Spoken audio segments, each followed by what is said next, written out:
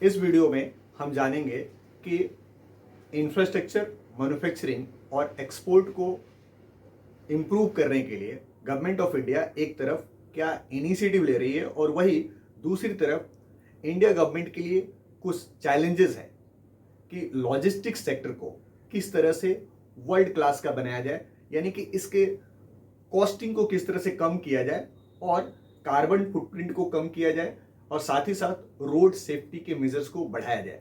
इन सारी बातों का ट्रांसपोर्ट एंड लॉजिस्टिक्स सेक्टर पर क्या बेनिफिट मिल सकता है, इसे हम जानेंगे HDFC transport and logistic fund के NFO प्रेजेंटेशन में।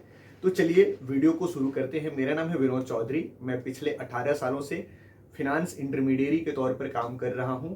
मैं को ऑथर हूं अमेज़न की 2 बेस्ट सेलिंग बुक्स का और फाउंडर हूं इन्वेस्टमेंट जंक्शन का। चलिए आपको ले चलता हूं कंप्यूटर स्क्रीन पे। जैसा कि आप देख रहे हैं, इस फंड का NFO पीरियड 28 जुलाई से 11 अगस्त तक का है। ये एक थीमेटिक फंड है और थीमेटिक के अंदर बहुत सारे सेक्टर्स भी इन्वॉल्व है। ब्रॉडर तौर पर देखा जाए तो इसमें ट्रांसपोर्टेशन और लॉजिस्टिक सेक्टर ही है, लेकिन ट्रांसपोर्टेशन और लॉजिस्टिक सेक्टर के अंदर भी बहुत सारे सब सेक्टर्स इन्वॉल्व है, जैसे कि एयरपोर्ट, ऑटोमोबाइल, और लॉजिस्टिक सेक्टर में आपका ई-कॉमर्स, रोल रेट, कार्गो, सप्लाई चेन एक्सेट्रा। अब अगर हम थीमेटिक फंड के अंदर के थीम्स को देखें तो ये थीम्स इन थीम्स है, मतलब बहुत सारे थीम्स भी इसमें इन्वॉल्व है। एक तरफ इसमें ऐसे बिजनेसेस में भी इन्वेस्टमेंट किया जाएगा जो वेल एस्टेब्लिश्ड है और नॉन साइक्लिकल है, और दूसरी तरफ साइक्लिकल नेचर की भी जो कंपनीज होंगी उनमें भी इन्वेस्टमेंट होगा। और एक तरफ बड़ी कंपनी में इन्वेस्टमेंट होगा तो दूसरी तरफ से स्टार्टअप कंपनीज में भी इन्वेस्टमेंट किया जाएगा। स्टार्टअप कंपनी की अगर हम बात करें तो वो ऐसी कंपनीज होंगी जो नए प्रोडक्ट ऑटोमोबाइल इंडस्ट्री में कंज्यूम होने वाले हैं, जैसे डिस्प्ले आइटम हुआ या फिर सेमीकंडक्टर हुआ या फिर स्पेशलिटी केमिकल बनाने वाली जो कंपनी है, ये स्टार्टअप कंपनी हो सकती है, छोटी कंपनी हो सकती है। उस तरह की कंपनीज में भी इन्वेस्टमेंट होगा। तो ये डाइवर्सिफाइड थीम का एक फंड होने वाला है। अब अगर हम बात करें कि कौन कौन से ऐसे फैक्टर हैं जो ट्रांसपोर्टेशन या लॉजिस्टिक एज ए थीम इसको पुश कर रहे हैं या फिर इसके ड्राइविंग फैक्टर हैं, तो यहाँ पे हम देख सकते हैं कि एक्सपोर्ट अपॉर्चुनिटी है, इंफ्रास्ट्रक्चर पुश है। एक्सपोर्ट अपॉर्चुनिटी की अगर हम बात करें तो गवर्नमेंट ऑफ इंडिया का अगला जो 2016 से 2026 तक का टारगेट है, उसमें 2 व्हीलर की सेल्स में गवर्नमेंट ऑफ इंडिया को एक इमर्जेंस एक्सपोर्टर के तौर पर अपने आप को एस्टेब्लिश करना चाहती है, कि जहां पर कि 2 व्हीलर सेल में हम एक मेजर रोल प्ले करें वर्ल्ड वाइड। और गवर्नमेंट का टारगेट है कि बाय द ईयर 2026 ट्रैक्टर का जो एक्सपोर्ट है उसको लगभग 7.5 गुना बढ़ा लें।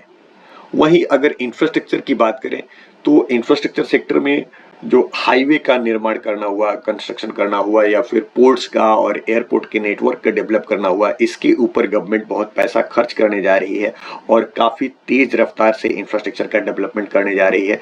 यहाँ पे एक पुश मिल सकता है ऑटोमोबाइल इंडस्ट्री को कि जितना ज़्यादा रोड हाईवे का निर्माण किया जाएगा, कंस्ट्रक्शन किया जाएगा, वहाँ पे ट्रक्स, ट्रैक्टर या फिर गाड़ियों का यूज़ होगा। और जब हाईवे ज़्यादा बनेंगे तो ज़्यादा से ज़्यादा लोग गाड़ियाँ खरीदेंगे और आराम से गाड़ियों को चला पाएंगे। इसके लिए इंफ्रास्ट्रक्चर पुश का benefit transportation and logistic sector को मिल सकता है।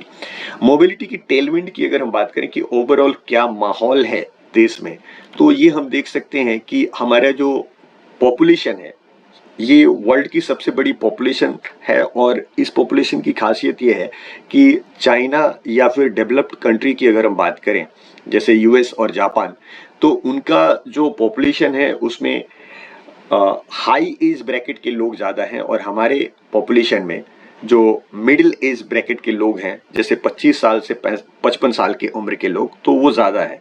अब इस उम्र की खासियत ये है कि ये कमाती भी है और खर्च भी करती है। तो जब हमारा पर कैपिटा इनकम बढ़ेगा और हमारा कंजम्पशन बढ़ेगा, तो वो स्पेंडिंग जाहिर सी बात है कि ऑटोमोबाइल सेक्टर में आएगी और उसका बेनिफिट ऑटोमोबाइल सेक्टर को मिलेगा। अब दूसरी तरफ इस डेमोग्राफी की बात करें तो इसमें कुछ एज ब्रैकेट ऐसा होता है जैसे 14 साल से कम उम्र के बच्चे और 65 साल से ज़्यादा के उम्र के जो हमारे सीनियर सिटीजन हैं, ये डिपेंडेंट पॉपुलेशन होते हैं। इसमें पिछला एक दशक में जो शिफ्ट आया है वो देखने को मिल रहा है कि 2020 में लगभग 64% लोग इस एज ब्रैकेट के डिपेंडेंट हुआ करते थे और इस एज ब्रैकेट के लोग अब 2022 में सिर्फ 47% डिपेंडेंट हैं। ये भी एक बहुत बड़ी बात है कि हमारी डिपेंडेंसी कम हो रही है, तो हमारा पर कैपिटा इनकम बढ़ रहा है जिसकी वजह से ये डिपेंडेंसी कम हो रही है। इसका फायदा भी ऑटोमोबाइल सेक्टर को मिलेगा। यहाँ पर दिखलाया गया है कि अगर हम बात करें एशिया की जो बाकी कंट्रीज है जैसे Thailand, Vietnam, Indonesia, Malaysia, Myanmar और फिलीपींस, और उसके साथ में इंडिया का कंपैरिजन करें पेनिट्रेशन लेवल पे तो बहुत ही लो है टू व्हीलर का पेनिट्रेशन हमारे यहाँ। तो ये एक अपॉर्चुनिटी दिख रहा है कि टू व्हीलर के सेल में कितनी अपॉर्चुनिटी है। और यहाँ पे दिखलाया गया है कि अगर हम डोमेस्टिक ट्रेवल की बात करें एविएशन इंडस्ट्री में, तो डोमेस्टिक ट्रेवल बाय एयर बहुत ही कम है और ये चीज़ 2020 में कोविड के आने के बाद से अभी वॉल्यूम में ग्रोथ दिख रहा है। ये एक पॉजिटिव फैक्टर है। और दूसरी तरफ अगर हम पर कैपिटा सीट ऑक्यूपेंसी की बात करें तो यूएस, कनाडा, जापान की तुलना में इंडिया की जो पर कैपिटा जो सीट ऑक्यूपेंसी है डोमेस्टिक एयरलाइंस में वो बहुत ही लो है। तो यहाँ एक स्कोप और अपॉर्चुनिटी दिख रहा है कि जब पर कैपिटा इनकम बढ़ेगी तो यहाँ पर भी ग्रोथ देखने को मिलेगा। ये तीसरा चार्ट दिखलाया गया है, इसमें आप देख रहे हैं कि इस बार में ब्लू, ग्रे और रेड कलर दिख रहा है। ब्लू जो कलर आपको दिख रहा है ये है बड़े शहरों से बड़े शहरों में सफर करने वाले लोगों की तादाद या परसेंटेज दिखलाया गया है। तो जैसे कि अगर दिल्ली में रहने वाला आदमी कोलकाता जा रहा है या कोलकाता में रहने वाला आदमी चेन्नई जा रहा है, बड़े शहर से बड़े शहर में। और दूसरा जो ग्रे लेवल का बार देख रहे हैं वहां पे दिखलाया गया है कि बड़े शहरों के लोग छोटे शहरों में, जैसे कि कोलकाता, मुंबई में रहने वाला आदमी अगर लखनऊ, पटना, रांची, वाराणसी इस तरह के शहर में जाता है। और रेड वाला जो बार देख रहे हैं ये छोटे शहरों से छोटे शहरों में ट्रेवल करने वालों की तादाद दिखलाई गई है, जैसे कि लखनऊ में रहने वाला आदमी अगर चंडीगढ़ जाता है, गुवाहाटी जाता है, इस तरह का ट्रेवल। तो हम देख रहे हैं कि छोटे शहर से छोटे शहर में ट्रेवल करने वालों की तादाद सबसे कम है। मैंने डोमेस्टिक ट्रेवल के लिए छोटे शहरों में लोग जो है वो हवाई यात्रा को बढ़ावा नहीं देते। उसका वजह यह है कि उनकी पर कैपिटा इनकम लो है और ये पर कैपिटा इनकम बढ़ेगी तो डोमेस्टिक एविएशन इंडस्ट्री में ये चेंज देखने को मिलेगा कि छोटे शहर से छोटे शहर में ट्रेवल करने के लिए भी लोग फ्लाइट्स को अवेल करेंगे और यहाँ पे एक बूस्ट देखने को मिल सकता है। इसका बेनिफिट इस फंड के ऊपर देखने को मिलेगा। अब गवर्नमेंट की जो चुनौती है वो ये है कि वर्ल्ड वाइड कार्बन फुटप्रिंट को कम करना है। ऐसा देखा गया है कि 30% एयर पोल्यूशन ऑटोमोबाइल इंडस्ट्री की वजह से आता है और व्हीकल्स को ऑपरेट करने के लिए या फिर ड्राइविंग करने के लिए लगभग 20 बिलियन आवर स्पेंड होता है। और दूसरी तरफ अगर हम रोड सेफ्टी की बात करें तो 1.5 lakh traffic related fatality India के अंदर में होती है प्रत्येक साल। तो इसको रिड्यूस करना गवर्नमेंट ऑफ इंडिया के लिए चैलेंज है और कार्बन फुटप्रिंट को कम करना या फिर रोड सेफ्टी को बढ़ावा देना, ये जहां पर भी गवर्नमेंट ऑफ इंडिया कुछ स्पेंडिंग करेगी यहाँ पे नई अपॉर्चुनिटी ऑटोमोबाइल इंडस्ट्री के लिए उभर करके आएगी और यहाँ पे कुछ नई कंपनीज का इवोल्यूशन होगा, स्टार्टअप होगा जो उभर करके आएंगी या ऑलरेडी इस सेक्टर में काम कर रही हैं, उनको फायदा मिलेगा और अल्टीमेटली इस फंड के अंदर ऐसी कंपनीज को कंसिडर किया जाएगा और उनमें इन्वेस्टमेंट किया जाएगा जिससे फायदा होगा। अगर हम अगले फैक्टर की बात करें प्रीमियमाइजेशन में क्या हो रहा है कि लोग जो है एंट्री लेवल की कार के बजाय एसयूवी या एमयूवी टाइप की गाड़ियां ज्यादा खरीद रहे हैं। वही अगर टू व्हीलर की बात करें तो हाई एंड बाइक या फिर सुपर बाइक के कैटेगरी की जो बाइक है उनकी सेल्स वॉल्यूम बढ़ रही है। तो इनका सेल्स का वॉल्यूम बढ़ना इसका मतलब कि जो ऑटोमोबाइल इंडस्ट्री के जो कंपनी इस सेक्टर में काम कर रही हैं उनका प्रॉफिट मार्जिन बढ़ना। यहाँ पे देख सकते हैं कि एसयूवी और एमयूवी कैटेगरी में जो सेल है वो लगभग 51% हो गया है, मतलब टोटल जो ऑटोमोबाइल सेल है उसका। तो ये एक बहुत बड़ा मैंने ट्रेंड शिफ्ट देखने को मिल रहा है। ये हमारे सेक्टर को बढ़ावा दे रहा है। गवर्नमेंट का फोकस है मैन्युफैक्चरिंग के ऊपर। अब हम जीडीपी की बात करें तो लगभग 16% कंट्रीब्यूट करता है मैन्युफैक्चरिंग सेक्टर, और गवर्नमेंट ऑफ इंडिया का टारगेट है कि इस 16% को 25% तक लेकर के जाया जाए। अब इस मैन्युफैक्चरिंग सेक्टर में अगर हम बात करें सिर्फ ऑटो मैन्युफैक्चरिंग की या फिर ऑटो कंपोनेंट्स की, तो हमारे जीडीपी का लगभग 7% ये ऑटोमोबाइल सेक्टर प्रोवाइड करता है, मतलब कंट्रीब्यूट करता है। और गवर्नमेंट ऑफ इंडिया का जो 16 से 26 तक का टारगेट है, इसमें टारगेट है कि इसको 12% तक लेकर के जाया जाए। इसके लिए मैन्युफैक्चरिंग सेक्टर में गवर्नमेंट ऑफ इंडिया ने पीएलआई स्कीम दे रखा है, जिसके तहत 441 billion rupees government of India spend कर रही है, और इसका सेकंड लार्जेस्ट जो कंट्रीब्यूशन है वो ऑटोमोबाइल इंडस्ट्रीज को जा रहा है। अगर हम बात करें ग्रोथ की, तो ये इंडस्ट्री ऑटोमोबाइल इंडस्ट्री 13% सीएजीआर के रेट से बढ़ रही है, और इस तरह से अगर ये इंडस्ट्री बढ़ती रही तो 2030 तक ये 3 गुना बड़ी इंडस्ट्री हो जाएगी आज के लेवल से। और गवर्नमेंट की एस्टिमेट अगर बात करें तो ये 2030 तक 4 गुना बढ़ाना चाहती है ऑटोमोबाइल इंडस्ट्री का। तो इसका बूस्ट भी इस फंड के ऊपर पड़ेगा। लॉजिस्टिक सेक्टर में अगर हम बात करें तो भारत सरकार के लिए 3 चुनौतियां हैं। पहला चुनौती तो ये है कि 2030 तक जो हमारा लॉजिस्टिक कॉस्ट है उसको ग्लोबल बेंचमार्क के लेवल पे लाना है।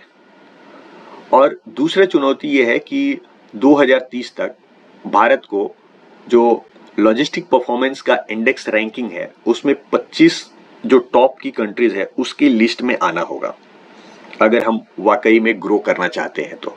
और तीसरा चुनौती ये है कि लॉजिस्टिक इकोसिस्टम को एफिशिएंट बनाने के लिए data driven decision support mechanism के ऊपर काम करना होगा। ये सारी चुनौती है। और तो जैसा कि हम देख सकते हैं इस स्लाइड में ये दिखलाया गया है कि गवर्नमेंट के लिए जो लॉजिस्टिक सेक्टर की चुनौती है उसमें क्या चेंज देखने को मिल रहा है। लॉजिस्टिक सेक्टर में एक बदलाव आएगा और लाना होगा सरकार को, वो है कि अनऑर्गेनाइज सेक्टर से ऑर्गेनाइज सेक्टर की तरफ लॉजिस्टिक सेक्टर को लेकर के जाना होगा। ऐसा है कि चाइना और यूएस जैसी कंट्रीज में 7 से 10% या फिर 15% तक का जो लॉजिस्टिक सेक्टर का मार्केट पेनिट्रेशन में सब मैंने अगर आप कह सकते हैं कि उसका योगदान है, उसमें ऑर्गेनाइज सेक्टर ज्यादा है और अनऑर्गेनाइज सेक्टर कम है। वहीं पे हमारे यहाँ लगभग 1.5% ऑर्गेनाइज सेक्टर है, तो बाकी का सब कुछ जो है वो अनऑर्गेनाइज सेक्टर के पास में है।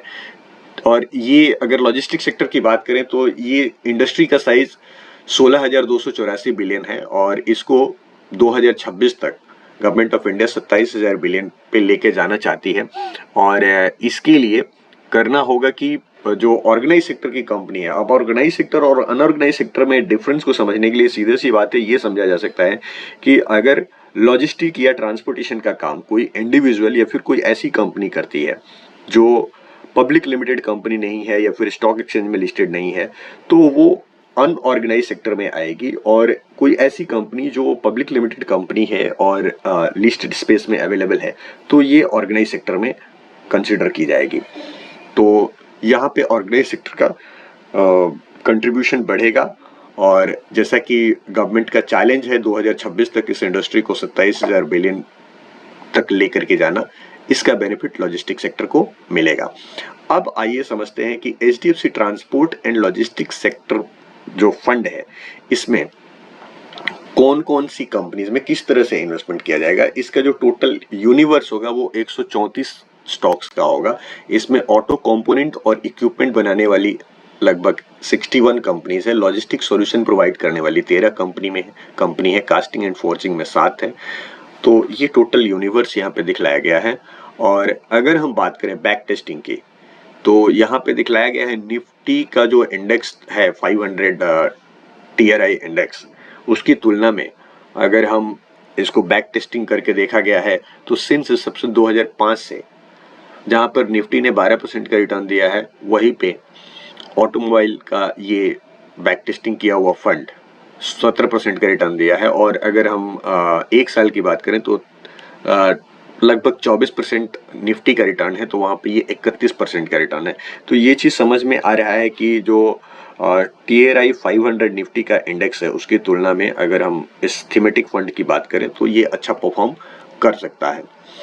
और यहाँ पे कंपैरिजन दिखलाया गया है कि वेरिएशन में क्या फ़र्क है, मतलब निफ्टी के इंडेक्स के साथ में इस फंड का जो वेरिएशन हो सकता है।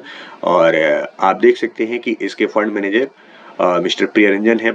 मिस्टर प्रियरंजन का एक्सपीरियंस देखें तो टोटल 15 सालों का है और 2020 में इन्होंने HDFC म्यूचुअल फंड में ज्वाइन किया है। इसके पहले ये एंटिक स्टॉक में इक्विटी एनालिस्ट के तौर पर काम कर रहे थे।